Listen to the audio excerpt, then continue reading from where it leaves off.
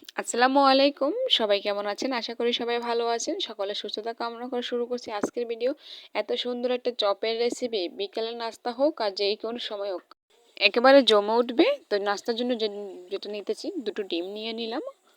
Chop chop করে কয়েকটা পেঁয়াজ কুচি দিয়ে দিচ্ছি। কাঁচামরিচ কুচি দিয়ে দিচ্ছি। আর হচ্ছে কি, আমি ব্রয়লার ডিমটা ইউজ করেছি। লাল মরিচের গুঁড়ো, হলুদের গুঁড়ো, এখানে দিয়েছি ধনিয়া আর হলো জিরের গুঁড়ো, আর কিছুটা গরম মশলার গুঁড়ো, দিলাম ধনিয়া কুচি। এবার দিয়ে দেবো স্বাদ মতো নুন, আর দিয়ে দিচ্ছি মসুর ডাল শিলপাটা বেটে নেওয়া। এখানে বেসন ব্যবহার করা যাবে, আমার বাসায় বেসন নেই, আমি মসুর ডালটা শিলপাটে বেটে নিয়েছি। এবার সবগুলো উপকরণ একেবারে হাতে সুন্দর করে মিক্স করে নেব ভালো করে।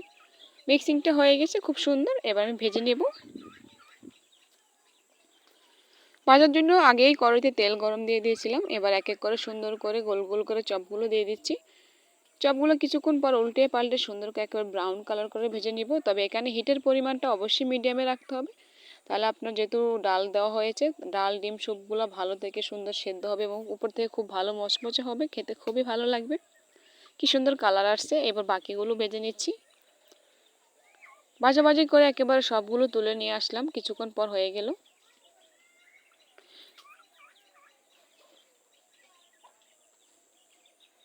নিয়ে আসছি, আমি একটু সস দিয়ে এটাকে পরিবেশন করে দিচ্ছি। দেখতে কেমন হয়েছে অবশ্যই ভিডিওটি ভালো লাগলে লাইক করে দিবেন। আর কেমন হয়েছে, একেবারে খুব সাধারণ ঘরোয়া উপকরণে খুব সুন্দর একটা নাস্তা, অবশ্যই কমেন্টে জানাবেন। আর যদি ভালো লেগে থাকে অবশ্যই চ্যানেলটি সাবস্ক্রাইব করে দিবেন আর অল নোটিফিকেশনটি অন করে দিবেন সবার আগে সহজ সহজ ভিডিও পেতে চাইলে।